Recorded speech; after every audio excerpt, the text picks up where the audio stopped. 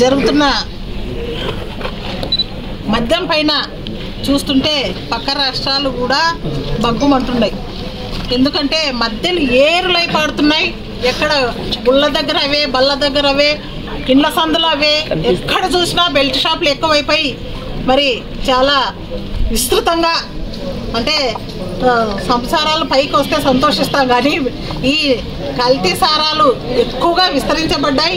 ఈ కూటమి ప్రభుత్వం వచ్చినాక చాలా దారుణంగా ఎక్కడ పడితే అక్కడ బెల్ట్ షాపులు పెట్టి ఈరోజు మరి సుమారుగా దాదాపుగా 1000 బాటిళ్ళు అక్కడ సుమారుగా వేలల్లో బాటిళ్ళు, అలాగే స్పిరిట్స్ ఇవన్నీ కూడా మరి ఎక్సైజ్ వాళ్ళు పట్టుకోవడం అందరూ చూసారు. దీనికి ఇవన్నీ చూడడం వల్ల దాని సంకేతం ఏంటి అని చెప్పేసి ప్రజలంతా కూడా గమనించాలి. ఈరోజు వాళ్ళ డబ్బుకు, వాళ్ళ ఆదాయానికి ఈరోజు ఓటో ప్రభుత్వం ఎంతవరకు తెగించిందో, డబ్బు సంపాదించడానికి ఏ విధంగా తెగబడ్డారో ఒకసారి ప్రజలంతా కూడా, ముఖ్యంగా ప్రజలంతా కూడా ఆలోచించాలి. ఎందుకంటే వాళ్ళ కల్తీ మందు తాగడం వలన మరి మహిళల సౌభాగ్యాలు కోల్పోతున్నారు చాలామంది. ఆ కుటుంబ పెద్దను కోల్పోయి ఆ కుటుంబంలో ఉన్న అందరూ కూడా రోడ్డున పడే పరిస్థితి ఏర్పడింది. ఈరోజు మరి ఆ కన్న తల్లి, కన్న కొడుకులే ఈరోజు తాగి మరి చనిపోవడం, కన్న తల్లులు కూడా కడుపు కోతగా మిగిలిపోయిన పరిస్థితులు ఆంధ్ర రాష్ట్రంలో ఏర్పడినాయి. తాగాలంటేనే ఈరోజు ఆంధ్రప్రదేశ్లో మరి పరిస్థితులు చాలా భయంకరంగా ఉన్నాయి. ఇలాంటివన్నీ కూడా మరి ఈరోజు పరిశోధనలు చేస్తున్నాయి, బయట పడుతున్నారు. అవి కూడా కూటమి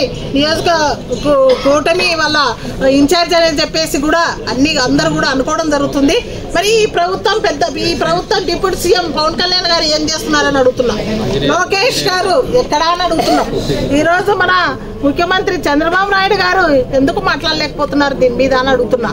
ఇలాగే ఈరోజు దయచేసి చెప్తున్నాను, ఎక్సైజ్ వాళ్ళకు కూడా మీరు ఖచ్చితంగా ఎక్కడైతే బెల్ట్ షాపులు ఉన్నాయో, ఎక్కడైతే కూటమి వాళ్ళు ఇవన్నీ కూడా తయారు చేస్తున్నారో అవన్నీ కూడా ఒకటే మీకు వినవించుకొని చెప్తున్నా.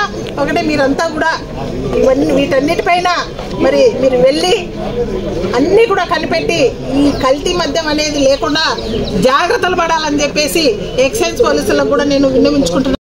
ఉన్న బెల్ట్ షాపులు విలేతాండం చేసి గవర్నమెంట్ వచ్చిన వెంటనే బెల్ట్ షాపులు తగ్గించిన పరిస్థితులు చూసాం. ఎక్కడో ఊరికి ఒకటి కూడా ఉండని పరిస్థితులు బెల్ట్ షాపులు. ఎక్కడ కూడా సారా తయారు చేసే వాళ్ళని కూడా ఎక్సైజ్ వాళ్ళు పరుగులు పట్టించిన పరిస్థితుల్లో గత ప్రభుత్వంలో చూసినాం.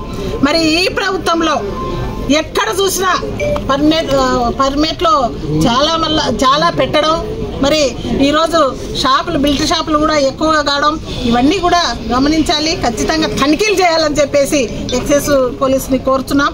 ఈరోజు ఇలాగే చేసుకుంటూ పోతే ఈరోజు చాలామంది మహిళలు భర్తలు కోల్పోయిన పరిస్థితి వచ్చింది. మొన్ననే మా పత్తికొండ నియోజకవర్గంలో మరి మద్దికేరి మండలం అయిన మరి గెడవెలి గ్రామానికైనా పెద్దన్న గుంటకల్కి వెళ్ళి అక్కడ మద్యం తాగి కల్తీ మద్యం తాగి చనిపోయిన పరిస్థితులు కూడా ఇక్కడ కనపడుతున్నాయి. కాబట్టి ఇట్లా ఎంతమందో రాష్ట్రం పైన కల్తీ మద్యం తాగి చనిపోయిన వాళ్ళు చాలా మంది ఉన్నారు.